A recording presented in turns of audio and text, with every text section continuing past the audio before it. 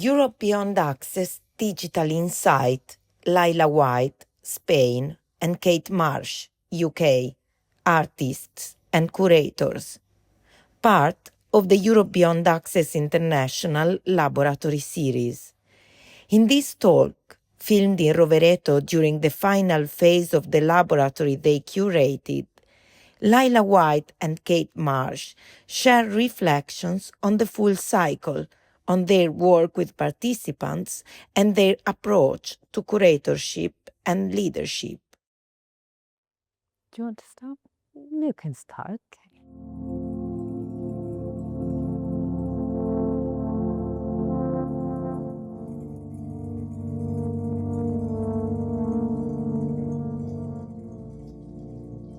So this lab cycle has involved four labs, including the early career. So 3 locations, one in Oslo, one online hosted by Kampnagel, and one here in Italy, in Rovereto, and also a one-off early career lab for artists that was also in Oslo. No, it was very interesting to have those different kind of cycle for mid-career and early career, which we really enjoy. I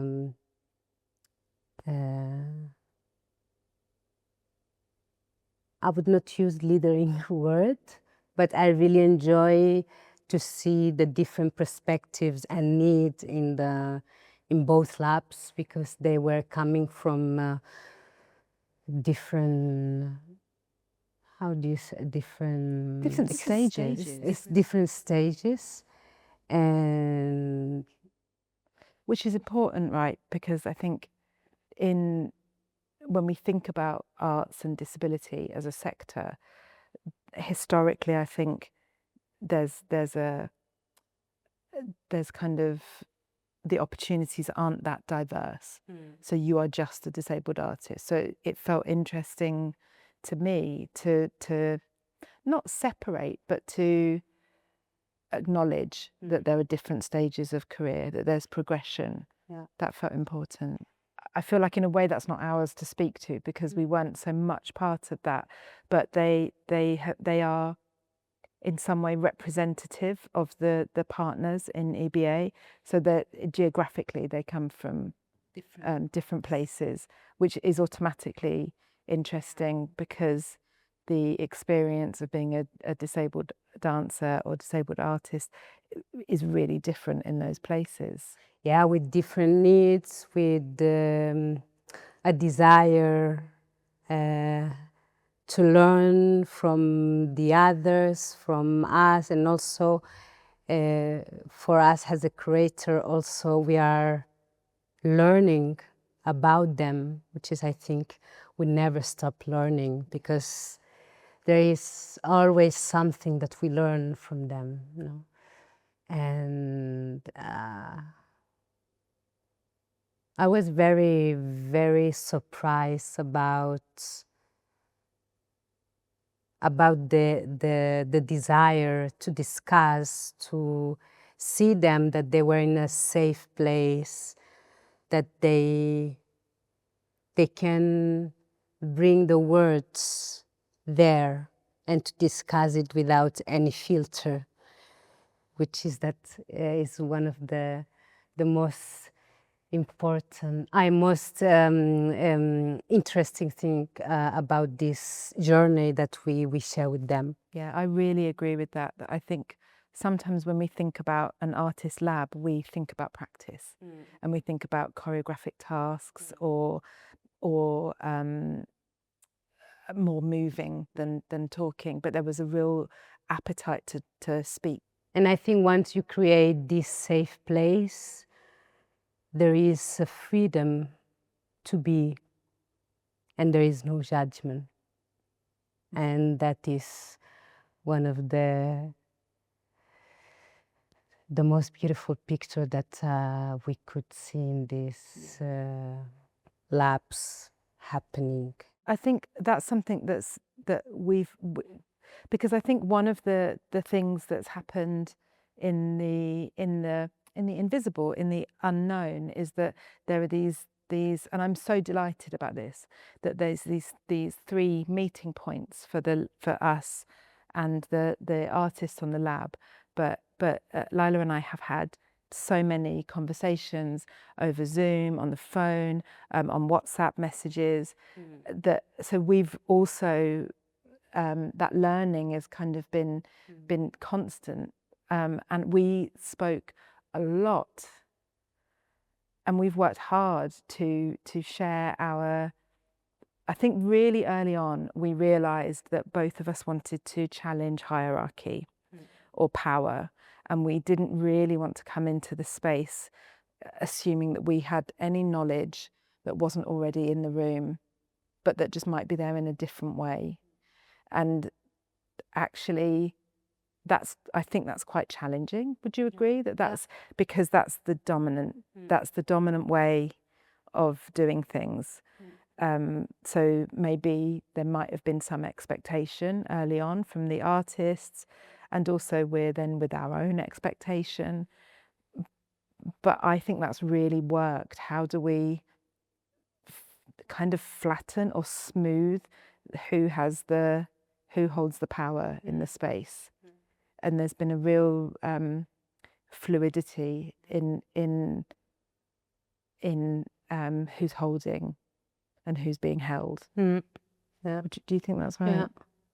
And also I think sometimes it's important to have a structure as you create a workshop or a class. But it's true that start to change after the second day because, there was needs. Yeah. There was some of them, they were more tired. Some of them, they had the need to just chill and discuss from another perspective. So I think sometimes when we design a plan, we are designing with a high expectation.